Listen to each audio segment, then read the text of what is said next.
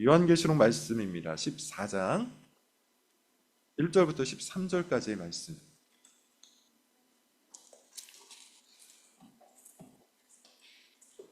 자, 어느덧 요한계시록 14장까지 우리가 왔습니다. 14장 1절부터 13절에 있는 말씀을 우리 같이 한번 읽고 말씀을 듣도록 하겠습니다. 저랑 교독을 하겠습니다.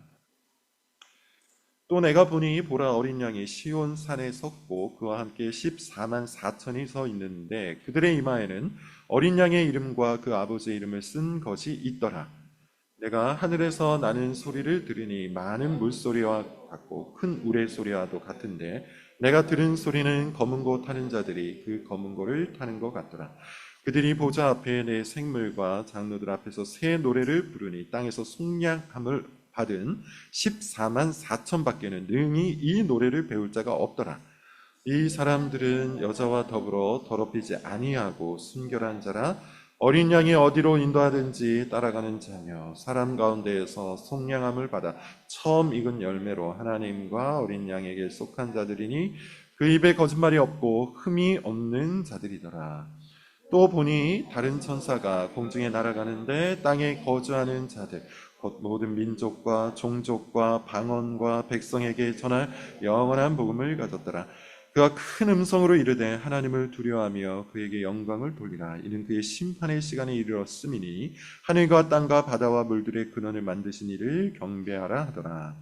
또 다른 천사 곧 둘째가 그 뒤를 따라 말하되 무너졌도다 무너졌도다 큰 성 바벨론이여 모든 나라에게 그의 은행으로.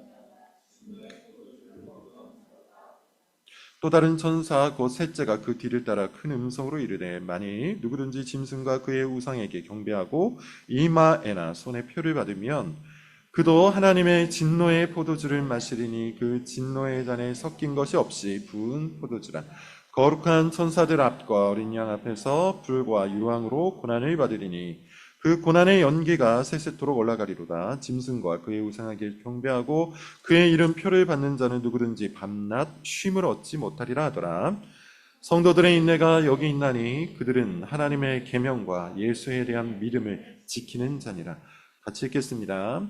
또 내가 들으니 하늘에서 음성이 나서 이르되 기록하라. 지금 이후로 주 안에서 죽는 자들은 복이 있도다 하시매 성령이 이르시되 그러하다. 그들의 수고를 그치고 쉬리니 이는 그들의 행한 일이 따름이라 하시더라. 아멘. 요한계시록 30번째 시간이 되었습니다. 요한계시록 30번째 산 위에 서신 어린 양을 보라입니다. 산 위에 서신 어린 양을 보라. 사실 요한계시록은 교회를 향한 말씀입니다. 우리가 이미 말씀을 드린 것처럼 7교회를 중심으로 이 메시지가 형성되었다. 이렇게 말씀을 드렸죠. 따라서 여러분 요한계시록에 나오는 심판의 말씀, 그리고 요한계시록에 나오는 책망의 말씀, 경고의 말씀, 그리고 격려의 말씀, 또 위로의 말씀, 이 모든 것들은 세상을 향한 메시지가 아닙니다. 교회를 향한 메시지입니다. 이것을 여러분 꼭 이해를 하셔야 됩니다. 특별히 우리가 이해해야 될 것, 요한계시록을 읽으면서 꼭 이해해야 할 것은 뭐냐 하면 지상의 교회, 곧 땅에 있는 교회는 아직과 이미 사이에 있다는 것이죠. 많이 들어보셨을 거예요. 교회를 오래 다니신 분은 아직과 이미, 이것을 이미 들어보셨을 겁니다. 이미는 뭡니까? 이미 하나님 나라가 시작되었다는 것이죠. 언제부터 시작이 되었습니까? 예수 그리스도께서 이 땅에 오심으로 하나님 나라가 이러할 것이다 라고 보여주셨잖아요. 그때부터 시작이 되었어요. 하나님 나라에는 가난한 자들이 없습니다. 하나님 나라에는 병든 자들이 없습니다. 하나님 나라에는 슬픈 자들이 없고 억울한 자들이 없습니다. 예수 그리스도께서 오시면 이 땅에는 진정한 샬롬이 올 겁니다. 이것을 예수님께서는 이 땅 가운데 소위 말하는 공생의 삶을 통해서 보여주셨어요. 이것이 예수님의 지상사역이에요. 병든 자들을 낫게 하시고 가난한 자들을 먹이시고 슬픈 자들을 위로하셨던 그 모든 사역들은 천국을 미리 보여주신 사역인 거죠. 그래서 하나님 나라는 이미 이 땅에 임하였습니다. 교회는 그 하나님 나라를 경험하고 누리고 또 이 세상 가운데 그 나라를 보여주는 책임이 있는 하나님의 공동체죠. 하나님의 영적 기관, 그게 교회입니다. 그런데 동시에 또 교회가 반드시, 이 땅의 교회가 반드시 잊지 말아야 될 것이 있어요. 그게 뭐냐면 아직이라는 단어죠. 이미 하나님 나라가 그렇게 시작되었지만 아직 하나님 나라가 완성된 건 아니에요. 그래서 이 땅의 교회는 이 땅에서 수많은 위협을 당합니다. 박해를 당합니다. 시험을 당합니다. 그리고 유혹을 당하고 고난을 당하는 것이죠.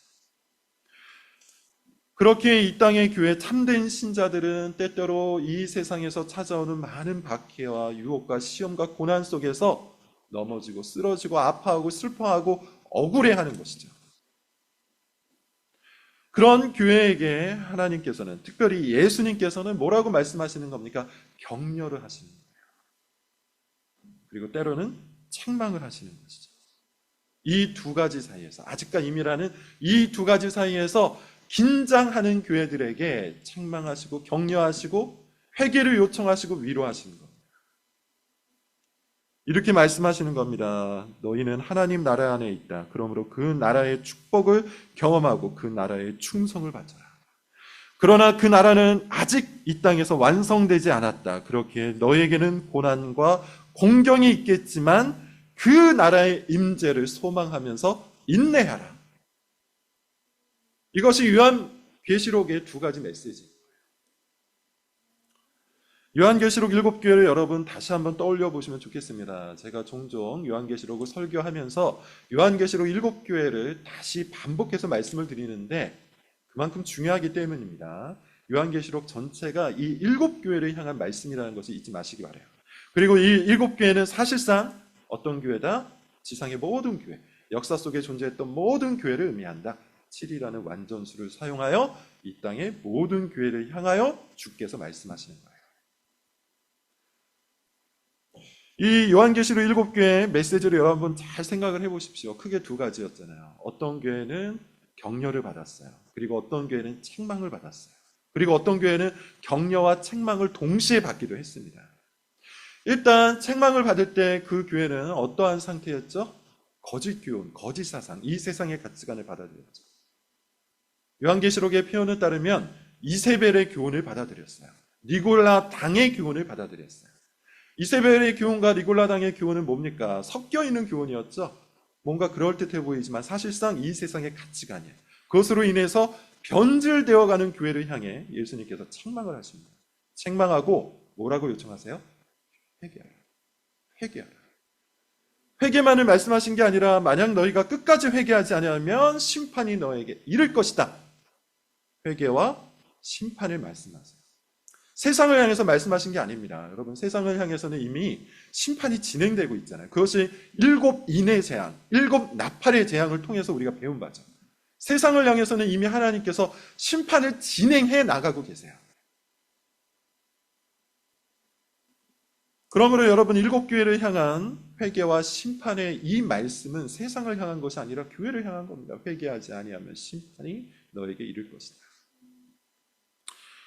칭찬을 받은, 격려를 받은 교회는 어떤 모습입니까? 그런 시험과 그런 유혹과 그런 박해가 있음에도 불구하고 그 모든 손해를 기꺼이 감수하면서 주 예수 그리스도께 끝까지 충성한 교회들.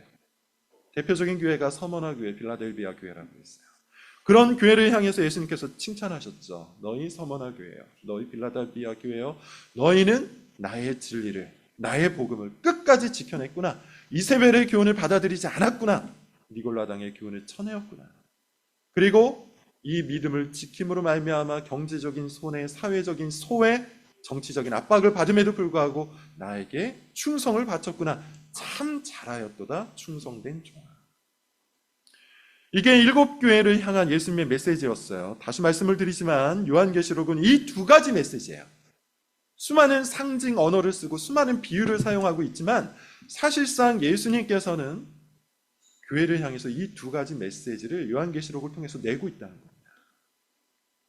너희 교회여, 이 세상의 가치관과 타협하지 마라. 너희 교회여, 거짓 교훈을 받아들이지 마라. 너희 교회여, 너의 믿음을 지키기 위해서 끝까지 나에게 충성을 바쳐라. 이것이 여러분 7교회를 향한 메시지고, 말씀을 드린 것처럼 이 메시지는 그때 당시에 7교회만을 향한 것이 아니라고 했죠. 지금 여기에 모든 교회를 향한 메시지입니다. 지금 여기에 모든 교회를 향한 메시지. 다시 말하면 우리 교회를 포함한 한국에 있는 모든 교회, 온 세상에 있는 모든 교회를 향해서 이 메시지를 예수님께서 주고 계신 거예요. 그런 맥락에서 여러분, 우리가 지난 본문도 좀 이해해 볼 필요가 있죠. 지난 본문도 사실상 딱 이 메시지입니다. 다소 상징 언어가 나오고 어떤 면에서 굉장히 문학적인 우화처럼 느껴지는데 이런 내용들이 나왔었잖아요. 붉은 용이 등장하죠. 붉은 용은 누굽니까? 사탄이라고 했어요. 옛 뱀이라고 했어요.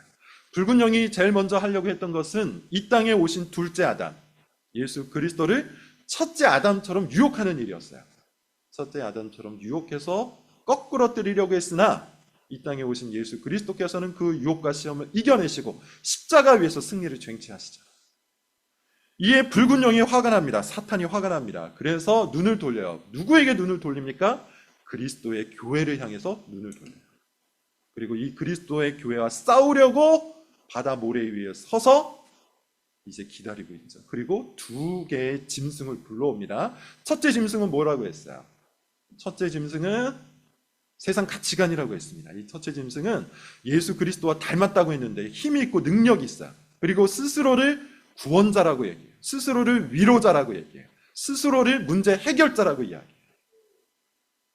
그러면서 이렇게 이야기합니다. 이렇게 이야기하는 것이죠. 나를 믿으라, 나를 따르라, 나에게 충성을 바쳐라, 나의 방식을 따라가라. 그리하면 너희가 성공을 거둘 것이다. 요한계시록 당시를 떠올려 보면 이 첫째 짐승은 누구다? 로마 황제였고, 더 정확히 얘기하면 로마 황제 숭배 사상이라고 했어요. 로마 황제를 향해서 가이사는 나의 주님입니다. 이 딱 한마디만 하면 교회는 어떻게 할 수 있다고 했죠? 상인 조합으로부터 증명서를 받아 경제 활동도 열심히 할 수 있고 정치적으로도 성공할 수 있는 기회를 얻을 수 있다고 했어요. 그런데 참된 교회는 이 모든 것을 거부합니다. 로마 황제 숭배 사상을 거부하고 나의 주님은 오직 예수 그리스도다, 나의 주님은 오직 하나님이다, 이 고백을 합니다. 그랬더니만 어떻게 합니까? 첫째 짐승으로부터 온갖 핍박과 온갖 박해를 당하죠. 그러면서 우리가 13장에서 볼 수 있듯이 예수님께서 이렇게 얘기합니다. 성도들의 믿음과 인내는 바로 여기에 있다. 이것을 이겨내야 한다는 얘기예요. 자, 그리고 둘째 짐승이 또 등장을 하죠. 이 둘째 짐승도 예수님을 흉내내는데 이 둘째 짐승의 목적은 뭐였습니까? 첫째 짐승에게 경배하게 만드는 거예요. 둘째 짐승은 정체가 여러분 뭐라 그랬죠? 교회 안에 파고든 거짓 교사, 거짓 목사, 거짓 신자를 의미한다 그랬어요. 교회 안에 파고든 거짓 신자, 거짓 목사, 거짓 교사는 세상 가치관과 타협된, 소위 말해서 혼합주의 복음을 가지고 혼합주의 말씀을 갖고 성도들을 미혹한다 그랬죠. 목적이 어디에 있다? 결국 그들이 세상 가치관에 무릎을 꿇게 만드는 거예요. 말씀대로 살았더니 안 되더라. 야, 너희들이 한번 해봐라. 말씀대로 사는 것이 너희를 행복하게 만드느냐? 말씀대로 살아가는 것이, 복음을 쫓아가는 것이, 예수님의 제자로 살아가는 것이 정말 이 세상에서 성공하고 행복하고 기쁨을 누릴 수 있는 방식이 되느냐? 오히려 실패와 비참함과 조롱과 멸시가 거기에 있지 않더냐? 왜 그렇게 살아야 되느냐? 어차피 우리는 천국 보험이 든 사람들이 아니냐? 그러므로 적당히 타협하고 적당히 화해하면서 살아가자. 그러면 이 땅에서도 충분히 천국을 누리고 저 땅에서도 천국에 들어갈 수 있다. 이렇게 둘째 짐승이 꼬드깁니다. 마찬가지로 이 둘째 짐승은 굉장히 효과적인 능력을 가지고 있어요. 이 둘째 짐승을 쫓아가는 교회는 성공을 거둡니다. 이 둘째 짐승을 따라가는 교회는 나름대로 힘을 얻습니다. 그래서 많은 이들이 거기에 시험과 유혹을 받아요. 첫째 짐승에 의해서는 박해와 위협을 받았다면 둘째 짐승에 의해서는 유혹과 시험을 받는 겁니다. 그러면서 예수님께서는 마찬가지로 또 우리에게 요청하시는 거죠. 거기에 엎드리지 말아라. 그들의 표를 받지 말아라. 그들의 표가 뭐였습니까? 손목이나 이마에 새겼던 666이라고 했어요. 그래서 이 666이 뭐 바코드라든지 뭐 QR코드라든지 이런 게 아니라고 했죠. 그런 어리석은 말, 멍청한 말, 어떤 의미에서는 말도 안 되는 말을 우리가 쫓아가면 안 됩니다. 여기서 말하는 666은 뭐라 그랬죠? 세상 가치관과 타협한 그의 신앙을 보여주는 거예요. 이 세상 가치관을 공개적으로 자기 믿음으로 고백하는 그의 모습을 보여주는 겁니다. 그러면서 그 표를 받지 말 것을 우리에게 요청을 해요. 자, 그러면 여러분 문맥적으로 쭉 보면 요한계시록의 두 가지 메시지를 따라 보자면 어떠합니까? 이제는 어떤 이야기가 나와야 될까요? 참된 교회, 참된 신자를 향한 격려가 나와야 되겠죠. 참된 교회, 참된 신자를 향한 격려. 첫째 짐승과 둘째 짐승에 의해서 시험을 받고 유혹을 받고 위협을 받고 박해를 받는 너희 교회여, 끝까지 인내하라. 이렇게 말씀하신 후에 이제는 참된 교회, 너희를 향한 하나님의 위로가 바로 여기에 있다. 자, 그 문맥으로 오늘 본문을 보시면 여러분 이해가 될 겁니다. 14장 1절의 말씀을 먼저 한번 읽어보겠습니다. 14장 1절입니다. 시작. 또 내가 보니 보라, 어린 양이 시온산에 섰고 그와 함께 14만 4천이 서 있는데 그들의 이마에는 어린 양의 이름과 그 아버지의 이름을 쓴 자. 한편에는 뭐가 있습니까? 이쪽 편에는 어떤 영상이 틀어져 있어요.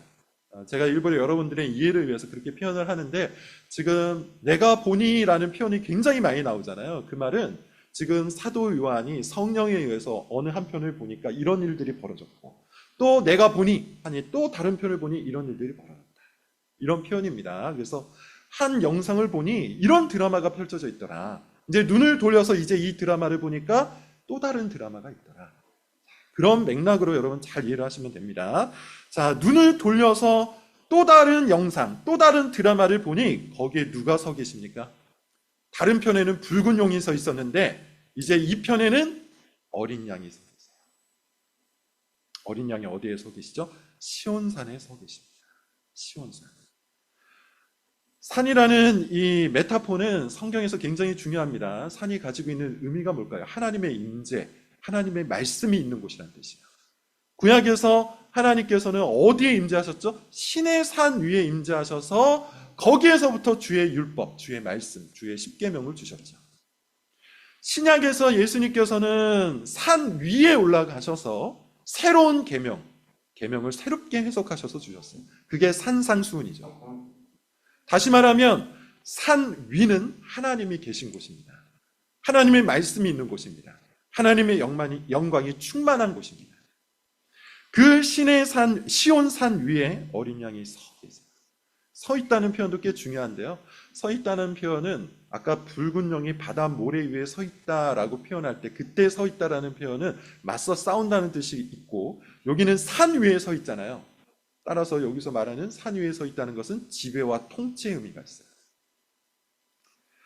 어린 양이 시온산 위에 서 있습니다. 자, 근데 우리가 주목할 것은 이 어린 양도 어린 양인데 그와 함께 있는 자들이에요. 누굽니까? 14만 4천. 여러분 이미 우리가 배웠습니다. 14만 4천은 문자적인 의미가 아니에요. 저 신천지가 얘기하는 것처럼 14만 4천 명이라는 문자적, 숫자적 의미가 채워져야 된다, 뭐 그런 차원의 의미가 아니라고 했습니다.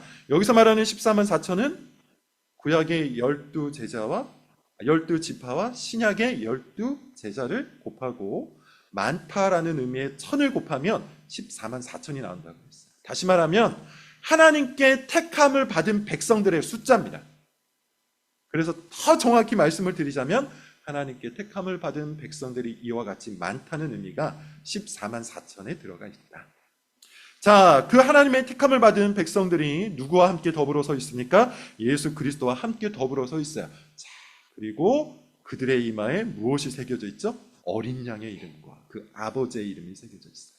하나님 아버지의 이름과 그리스도의 이름이 그 이마에 새겨져 있습니다.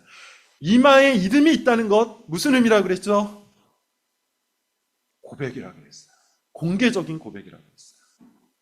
이마는 여러분 어떤 곳이에요? 사람이 가장 잘 보이는 곳이잖아요. 우리가 누군가를 볼 때 그 사람의 얼굴부터 보는데 얼굴 중에서도 가장 넓은 곳이 어디입니까? 이마죠. 따라서 이마에 666이 새겨져 있다는 것은 그가 사탄의 지배, 사탄의 사상, 이 세상의 가치관을 공개적으로 고백하고 있다는 뜻인 것이고, 그의 이마에 아버지의 이름과 어린 양의 이름이 새겨져 있다는 것은 그가 이 세상 가운데서 공개적으로 나는 그리스도의 사람이다, 나는 하나님의 백성이다 라고 고백한다는 걸 의미하는 거예요. 그런 삶의 고백, 그런 입술의 고백을 가진 자들, 그들이 14만 4천 명, 하나님의 택함을 받은 백성들이에요. 그가 어린 양과 함께 서 있습니다. 문맥적으로 볼 때 여러분, 이 문장은 그 자체만으로 우리에게 커다란 울림을 줘요. 이 구절은 그 자체만으로 우리에게 큰 위로와 격려가 됩니다. 참된 신자는 이 땅 가운데서 아직과 이미 사이에 서 있다 그랬죠. 그래서 때로는 하나님 나라의 복음으로 인해서 기쁨을 누립니다. 샬롬을 누립니다. 그것을 기뻐합니다. 그러나 여전히 이루어지지 않은 그 하나님 나라 가운데서 이 땅의 공격과 이 땅의 박해와 이 땅의 시험과 유혹을 받습니다. 그래서 마음이 상하고 그래서 삶이 흐트러질 때가 종종 있죠. 종종이 아니라 사실 굉장히 많이 있습니다. 그런 상황 속에서 아직까 이미 사이사이에서 살아가는 참된 신자, 참된 교회는 어떠할 수밖에 없어요? 쓰러질 수밖에 없어요. 넘어질 수밖에 없어요. 철로역정이라는 소설을 보면 크리스찬이라는 한 인물, 이것은 그리스도인의 삶을 메타포로 만든 소설인데 그 크리스찬이라는 한 인물을 여러분 잘 보시면 그가 늘 기뻐한 건 아니죠. 늘 찬양을 부른 건 아니에요. 오히려 더 많은 시간 이 믿음의 길에서 넘어지고 쓰러집니다. 넘어지고 쓰러지는 것은 본인의 죄 때문일 때도 있지만 이 세상에 의해서 시험받고 유혹받고 공격받아서 지쳐 쓰러질 때도 굉장히 많아요. 그럴 때마다 어떤 일이 벌어지냐면 전도자가 찾아오고 또 믿음의 형제들이 찾아와서 눈을 들어서 저 멀리 보이는 천성을 보라고 얘기합니다. 이게 아름다운 궁전이라고 표현되어 있는데 교회예요. 이 아름다운 궁전에서 일어난 사건이에요. 지치고 낙심하고 피곤한 크리스찬의 아름다운 궁전에 있었던 여인들이 데리고 와서 저 멀리 저 천성을 바라보라 하고 다시 힘을 불어넣어 줍니다. 그리고 천성을 향해서 다시 걸어갈 위로를 그에게 허락해 줘요. 이게 철로역정의 내용이에요. 14장 1절이 딱 그 얘기입니다. 지치고 쓰러지고 낙심하고 낭망하고 넘어져 있는 참된 교회, 참된 신자들에게 눈을 들어서 저 멀리 있는 어린 양을 보라. 저 시온산 위에 서 있는 어린 양을 바라보라. 그리고 그와 함께 서 있는 너희들과 똑같이 신앙을 고백하고 있는 14만 4천 명을 보라. 이것이 오늘 본문의 핵심 메시지인 것이죠. 여러분, 이것이 우리의 진정한 위로가 될 수 있기를 바랍니다. 이것이 우리의 진정한 힘이 될 수 있기를 바랍니다. 이것이 오늘 그리고 내일 그리고 평생 동안 우리가 이 그리스도의 길을, 이 믿음의 길, 나그네 길을 걸어갈 수 있는 힘과 능력이 될 수 있기를 바랍니다. 자, 2절의 말씀을 우리 같이 한번 읽어보는데 2절부터 5절까지를 우리 같이 한번 읽어보겠습니다. 다 같이 한번 읽어볼게요. 시작. 내가 하늘에서 나는 소리를 들으니 많은 물소리와 같고 큰 물소리와 같고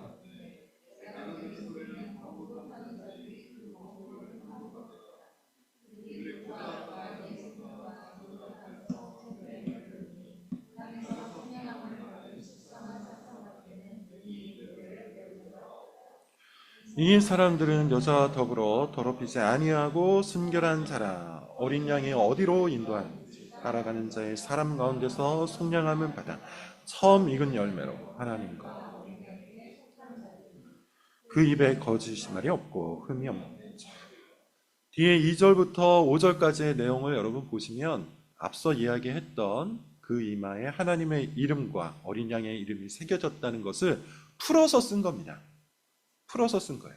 그래서 간단하게만 좀 살펴보면 이렇습니다. 2절을 보면 2절 3절을 보면 이런 표현이 있죠. 내가 하늘에서 나는 소리를 들으니 라는 표현은 하늘로부터 임하는 어떤 신령한 소리라는 거예요. 그 소리가 많은 물소리와 같고 큰 우레소리와 같다. 이 말은 권위 있는 손이라는 뜻이라고 했죠. 권위 있는 하늘의 음성. 근데 그 음성을 들으니 3절 이렇습니다. 그들이 보좌 앞과 내 생물과 장로들 앞에서 새 노래를 부르니 땅에서 속량함을 받은 14만 4천 밖에는 능히 이 노래를 배울 자가 없더라. 다시 말하면 그 이마에 아버지의 이름과 어린 양의 이름이 새겨진 자만이 새 노래를 부를 수 있다고 해요. 새 노래가 뭡니까? 새 노래는 거듭난 자만이 부를 수 있는 하나님을 향한 경배의 찬양, 그리스도를 향한 예배의 찬양. 사실 여러분, 예배는 그리고 찬양은 참된 믿음이 있는 사람만이 드릴 수가 있죠. 믿음이 없는 사람도 교회에 올 수 있습니다. 하나님을 알지 못하는 사람도, 그리스도를 향한 참된 믿음과 사랑이 없는 자도 교회에 찾아올 수는 있어요. 그러나 마음을 다해서 그분을 높이는 예배, 온 힘을 다해서 그분께 드리는 찬양은 참된 믿음, 거듭난 사람만이 드릴 수가 있는 것이죠. 그래서 그렇게 표현하는 겁니다. 14만 4천 밖에는 능히 이 노래를 배울 자가 없더라. 그 심령 속에, 그 삶 속에 그리스도의 흔적을 가지고 있는 자, 그 이마 속에 예수 그리스도의 이름을 새긴 자만이 새 노래, 진정한 찬양과 경배를 주님 앞에 드릴 수 있다는 겁니다. 자, 14만 4천 명에는 또 어떤 특징이 있습니까? 4절을 보세요. 이 사람들은 여자와 더불어 더럽히지 아니하고 순결한 자라.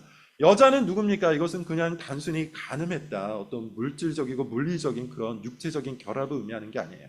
여기서 말하는 여자도 메타포입니다. 17장에 보면 이런 표현이 있어요.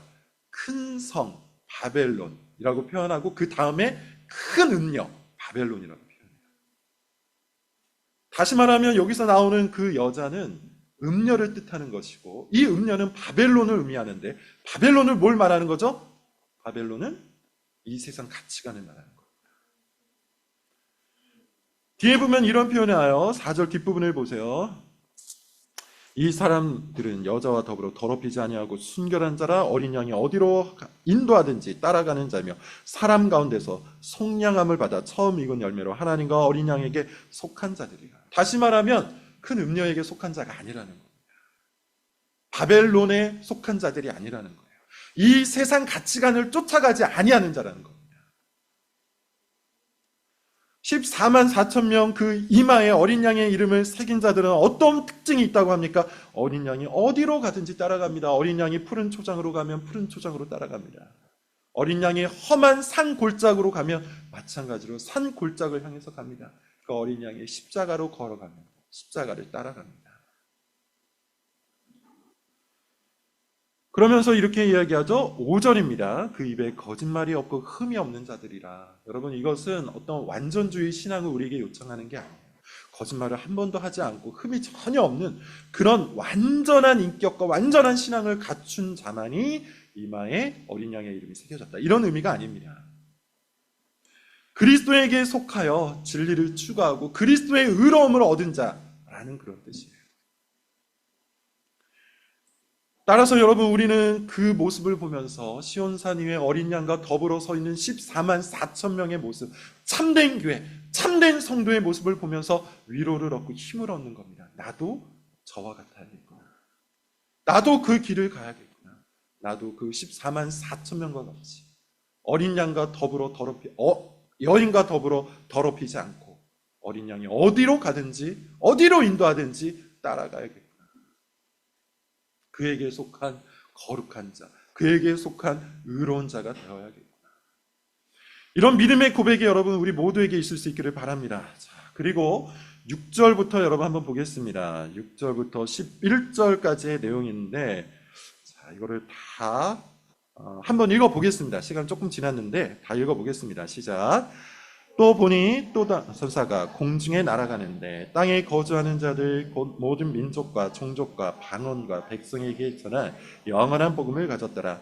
그가 큰 음성으로 이르되 하나님을 두려워하여 그에게 영광을 돌리라. 이는 그의 심판의 시간이 이르렀으니 하늘과 땅과 바다와 물들의 근원을 만드신 이를 경배하라. 또 다른 천사 곧 둘째가 그 뒤를 따라 말하되 무너졌도다 무너졌도다 큰 성 바벨론이여 모든 나라에게 그의 음행으로 말미암아 진노의 포도주를 먹이던 자로다 하더라. 또 다른 천사 곧 셋째가 그 뒤를 따라 큰 음성으로 이르되 만일 누구든지 그의 우상에게 경배하고 이마에나 손에 표를 받으면 그도 하나님의 진노의 포도주를 마시리니 그 진노의 잔에 섞인 것이 없이 부은 포도주라. 거룩한 천사들과 어린 양 앞에서 불과 유황으로 고난을 받으리니 그 고난의 연기가 세세토록 올라가리로다. 짐승과 그의 우상에게 경배하고 그의 이름표를 받는 자는 누구든지 밤낮 쉼을 얻지 못하리라 하다. 네. 자, 이제 또 다른 영상을 틀어줘요. 앞서 말했던 것처럼 붉은 용이 등장하고 첫째 짐승, 둘째 짐승이 등장했던 용을 우리가 12, 13장에서 봤다면 14장의 초반부는 또 다른 영상, 어린 양이 서 있는 시온산을 보여주죠. 그리고 또 다른 영상을 틀어주는데 6절에 보니 또 보니라는 그런 표현이 나오잖아요. 또 다른 영상을 틀어줘서 보았더니만 천사들이 등장해요. 천사들이 말하는 바가 뭡니까? 심판을 이야기하잖아요. 7절에 여러분 한번 보세요. 그가 큰 음성으로 이르되 하나님을 두려워하여 그에게 영광을 돌리라. 이는 그의 심판의 시간이 이르렀습니다. 8절을 보세요. 또 다른 천사 곧 둘째가 그 뒤를 따라 말하되 무너졌도다 무너졌다. 큰 성 바벨론이다. 큰 성이 뭐라 그랬죠? 이 세상의 가치관이라고 했어요. 왜냐하면 보시면 알겠지만 모든 나라에게 그의 음행으로 말미암아 진노의 포도주를 먹이던 자. 단순히 이 세상을 의미하는 것이 아니라 이 세상을 지배하는 가치관을 의미하는 겁니다. 근데 그게 다 무너져 버렸다고 해요. 그리고 9절 또 다른 천사 셋째가 그 뒤를 따라 큰 음성으로 말하되 만일 누구든지 짐승과 그의 우상에게 경배하고 이마에나 손에 표를 받으면 이라고 표현합니다. 그것을 쫓아가면 이라는 그런 뜻이라고 했습니다. 그런 자에게는 어떤 일들이 벌어집니까? 10절 11절을 보면 형벌과 지옥의 고통이 임할 거라고 해요.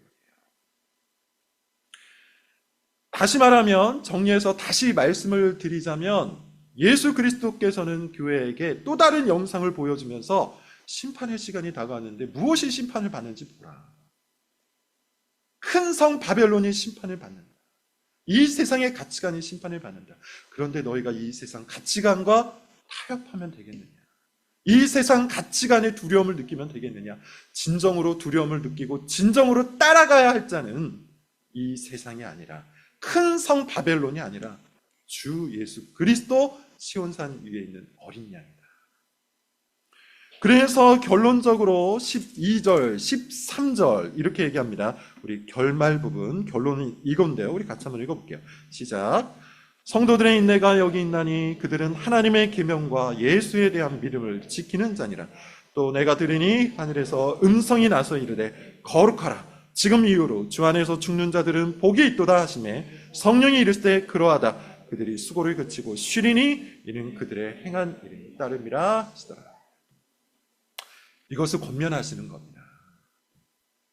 두 가지 영상을 보여주셔서 한편에는 시온산 위에 있는 어린 양과 그의 이름을 이마에 새긴 14만 4천 명 참된 신자들의 모습을 보여주고 다른 한편에서는 멸망당하고 심판받을 이 세상, 이 두 가지 영상을 보여주신 후에 지상에서 살아가고 있는, 아직과 이미 사이에서 살아가고 있는 교회들에게 이 말씀으로 권면하십니다. 12절. 성도들의 인내가 바로 여기에 있으니 그들은 하나님의 계명과 예수의 계명을, 예수에 대한 믿음을 지키는 자입니다.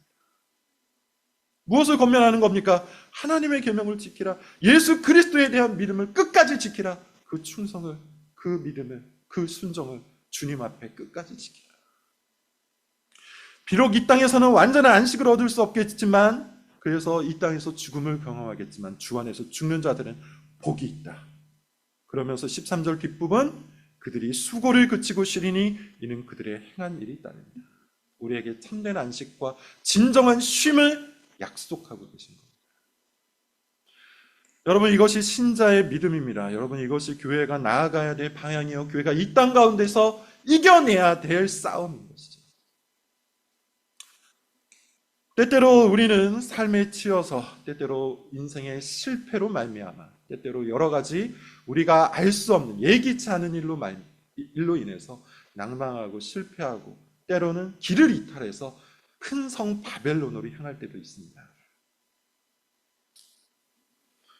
만약 그런 사람들이 있다면 오늘 말씀을 통해서 눈을 들어 다시 한번 시온산 위를 보시기를 권합니다. 시온산 위에 계시는 어린 양을 보시기를 바랍니다. 시온산 위에서 어린 양과 더불어 함께 서 있는 참된 신자들의 모습을 볼 수 있길 바랍니다. 그들이 어떠한 삶을 살았는지를 보시길 바랍니다.